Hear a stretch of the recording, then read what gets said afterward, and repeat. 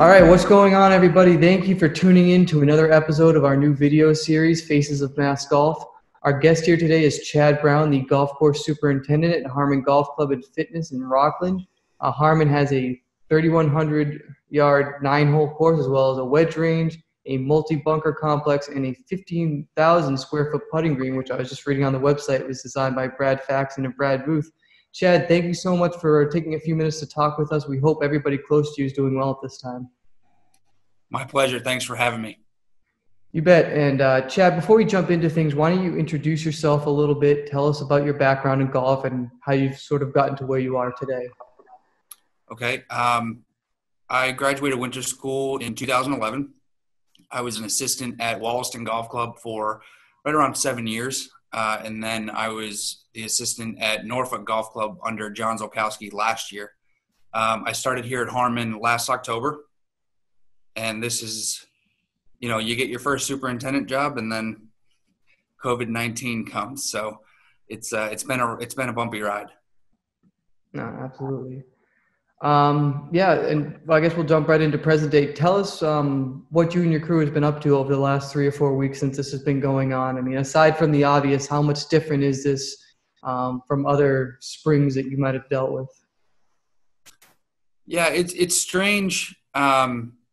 Being incredibly shorthanded with the uncertainty going forward. We've cut back significantly on all of my part-time help has been cut back. So we're fortunate to have myself and my two full-time staff members, but it has been it's been interesting just keeping up with the golf course with 3 people. Right. Tell us about some of the work though you've been doing, some of the things you've run into, and some of the different projects you guys have been working on. So really trying to take advantage of this time and make lemonade, I guess you could say. And we aerated yesterday. Actually recruited some pro shop staff and got a lot of help from the full-time staff here, so it was great. But that's a month ahead of schedule for us, and it was really just about taking advantage of this time so that when we are able to open, membership isn't then slowed down by an aeration. Another thing, I wanted to get after a lot of roughs this year, soil and seeding areas, and I will say it is much easier without cart traffic. There's no one to direct, so that's been nice. And just really any small improvements that we've been wanting to make every day, just kind of picking one thing and attacking it. Yeah, absolutely. And, you mentioned aeration is one thing. It's certainly not the most popular term in a golfer's vocabulary. For superintendents, very important. Can you just explain some of, the benefits that provides long-term for the putting greens and the other surfaces that you encounter when you're working on them now without anyone walking the course, essentially, except for you guys? Yeah, so specifically for greens aeration, this allows us to do the job on our time. It allows us to get the greens extremely clean. I'm not worried about rolling or mowing. I'm not worried about play going out and having an acceptable green surface for them. So it's really about plant health right now, which in the long run, I think will benefit us greatly. But it is strange. So we're really just trying to utilize the time to strengthen the golf course and come back better than ever. Absolutely. We mentioned before we came on, hopefully Monday's storm didn't set you back too much. We saw on your Twitter account, very good account, at Harmon Golf Super, if I have that handle correct. Correct. We saw that you had one tree down. Obviously, tree downs, they happen in off seasons and stuff like that. But with no play, I'm guessing that's not as much of an inconvenience as it would be. But with social distancing, actually, does that become sort of a one-man job now? Can you still work as a team to remove that? Tell us how you go about that. So it was still a small team removal. It was a smaller tree, not a big deal. Came down in an area that was easily accessible. One-man job to buck it up, and then a couple of guys to load up branches and logs into separate vehicles. Doing what we can to stay apart from one another. With a small staff, it's actually, I don't find it an issue. So far, we've been able to do so easily. Mm-hmm. When we spoke with Don Hearn last week, he said, when golf does return, whatever that date is, and I don't think it's fair to put a date on it now, but there's going to be certain elements of the course that are going to be looking really good, hopefully for a lot of courses, and some that are going to take a little bit more time. Where are you guys in evaluating what course, what aspects of the course are going to be looking really good after all this work, and some are going to need more time as you get more into the summer?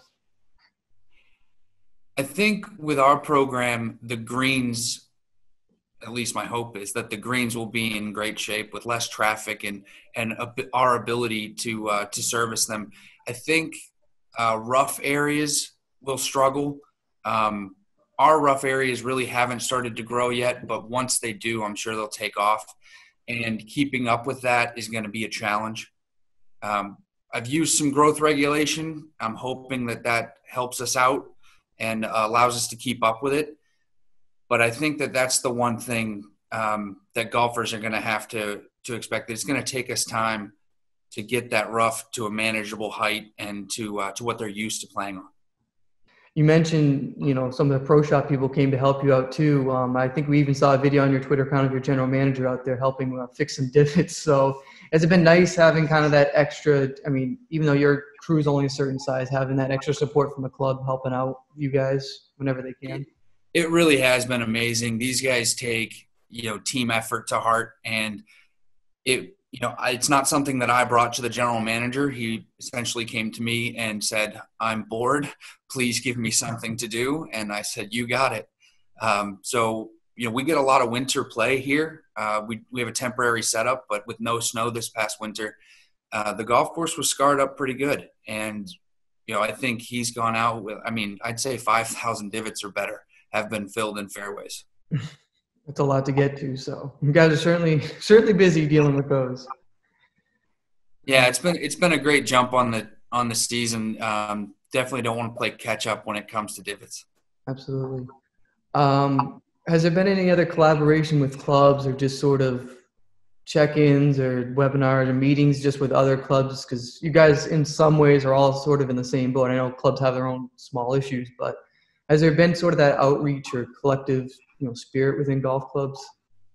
I think there's always that spirit, at least with superintendents. I can't speak to the other sides of the business, but I know with superintendents, all I have to do is pick up the phone, and guys are more than willing to help with whatever we need. With the few extra people we had for aeration, I was light some tools, so I was able to call John at Norfolk and swing by and pick up some tools from him. And, little things like that happen on a daily basis. I think that we'll see a little more of it with this situation, but I don't think it changes. We've always kind of backed each other up and been there when need to be. Right. And that's honestly I had for most of the questions. I didn't know if there's any other advice you've given to other superintendents or just a message you give to the membership while we deal with this collectively. I think the message I would give to memberships all throughout Massachusetts would be just hang in there. Understand that these are extremely strange and difficult times for us as well as golfers. We know you want to get out there. We want you out there. We want things to return to normal. It's really been, it's been just as much of a challenge for us as it has for the golfers. Also, that your superintendents and their staffs are doing everything they can do to bring you an improved product when we can open. Well, that's great.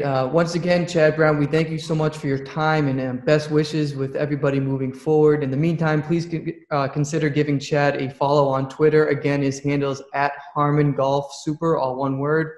Also, stay updated on all Mass Golf news by following at Play Mass Golf on Facebook, Instagram, and Twitter.